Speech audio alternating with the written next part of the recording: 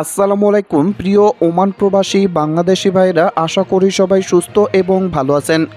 এই ভিডিওর মাধ্যমে ওমানে কয়েকটি গুরুত্বপূর্ণ আপডেট নিউজ সম্পর্কে জানিয়ে দেব। অবশেষে ওমানের ভিসা সংক্রান্ত জটিলতা নিরসন সহ প্রবাসীদের স্বার্থ সংশ্লিষ্ট সকল সমস্যা সমাধানের আশ্বাস দিয়েছেন রাষ্ট্রপতি মোহাম্মদ শাহাবুদ্দিন।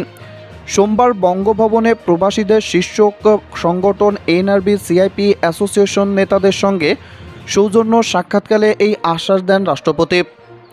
6 মাস ধরে বাংলাদেশিদের উপরে সব ধরনের ভিসার নিষেধাজ্ঞা দিয়ে রেখেছে ওমান সরকার। নানা কূটনৈতিক তৎপরতার পরও তেমন ইতিবাচক কোনো সাড়া দেয়নি মধ্যপ্রাচ্যের দেশটি। সর্বশেষ বাংলাদেশের মহামান্যের কাছে ভিসা চালুর বিষয়ে নিজেদের আকাঙ্ক্ষা পৌঁছে দিতে সক্ষম হয়েছেন প্রবাসীরা। জবাবে রাষ্ট্রপতি দ্রুততার সাথে ওমানের ভিসা চালুর বিষয়ে একমত পোষণ করেন। আলোচনায় মাহতাবুর রহমানের নেতৃত্বে প্রতিনিধি দল প্রবাসীদের মরদেহ সম্পূর্ণ সরকারি খরচে বাংলাদেশে আনা, ওমানে বাংলাদেশিদের ভিসা বন্ধ থাকা ছাড়াও বন্ড ইস্যুসহ প্রবাসীদের বিভিন্ন সমস্যা রাষ্ট্রপতির কাছে তুলে ধরেন। রাষ্ট্রপতিও সকল বিষয় অত্যন্ত মনোযোগ সহকারে শোনেন এবং পরে এই সংক্রান্ত বিষয়ে ইতিবাচক আশ্বাস দেন। এ সময় অ্যাসোসিয়েশনের পক্ষ থেকে প্রবাসীদের স্বার্থে পরিচালিত বিভিন্ন কার্যক্রম সম্পর্কে রাষ্ট্রপতিকে অবগত করা হয়। এ সময় বঙ্গভবনে সামরিক সচিব অ্যাসোসিয়েশনের সভাপতি মাহতাবুর রহমান, সাধারণ সম্পাদক ইয়াসিন চৌধুরী সহ অন্য নেতারাও উপস্থিত ছিলেন। এদিকে শ্রমিকদের স্বার্থ রক্ষায় শ্রম আইনে পরিবর্তন আনল ওমান সরকার। শ্রমিকদের স্বার্থ রক্ষায় ওমানের শ্রম আইনে বেশ কিছু পরিবর্তন এনেছে দেশটির শ্রম মন্ত্রণালয়।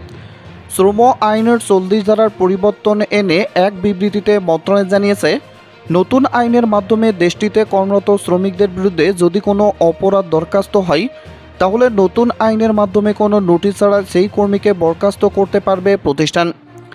দেশটির আল বাওয়ানি অ্যাডভোকেটস ও আইনি পরামর্শদাতা ইয়াসিন চৌধুরী জানান, ওমানের শ্রম আইনের 40 ধারায় কিছুটা পরিবর্তন করা হয়েছে। নতুন আইন অনুযায়ী ওমানে কর্মরত সকল কর্মীদের বিভিন্ন অপরাধে কোনো বিজ্ঞপ্তি ছাড়াই চাকরিচ্যুত করার নির্দেশ দেওয়া হয়েছে। তবে অবশ্যই সেই কর্মীর বিরুদ্ধে আনা অভিযোগ প্রমাণ করতে হবে প্রতিষ্ঠানের, কারণ এই না হলে মিথ্যা অপরাধে অনেক কর্মীকে ছাঁটাই করতে পারে প্রতিষ্ঠান। শ্রম আইনের 40 ধারা অনুযায়ী যে সকল কর্মীর বিরুদ্ধে ভুয়া প্রশংসাপত্র, প্রয়োজনীয় তথ্য প্রকাশ না করা, নোটিশ ছাড়া অনুপস্থিত থাকা এবং অসদাচরণের অভিযোগ রয়েছে তাদের বিরুদ্ধে এই আইন কার্যকর করতে পারবে প্রতিষ্ঠান। এই আইন কর্মচারীদের পক্ষেই থাকবে। বিশেষজ্ঞরা বলছেন, এই আইনের মাধ্যমে কর্মচারীদের অধিকার রক্ষা সম্ভব হবে। সাধারণত অবসানের কারণে নিয়োগকর্তারা নানাভাবে মিথ্যা অভিযোগে কর্মীদের ছাঁটাই করে থাকে। তাই এই সমস্যা সমাধানে নতুন আইন প্রয়োগ বাস্তবায়ন করা জরুরি। এতে কর্মীরা ন্যায্য অধিকার ফিরে পাবেন। এদিকে ওমানের শ্রমিকদের 9 ঘন্টার বেশি কাজ করানো বেআইনি।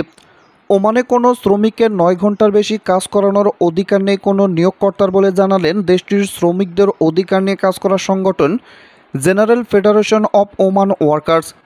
দেশটির শ্রম আইন অনুসারে কোনো নিয়োগকর্তা কোনো শ্রমিককে প্রতিদিন 9 ঘন্টার বেশি সময় এবং সপ্তাহে সর্বাধিক 45 ঘন্টার বেশি সময় কাজ করানোর জন্য নির্দেশ দিতে পারবেন না।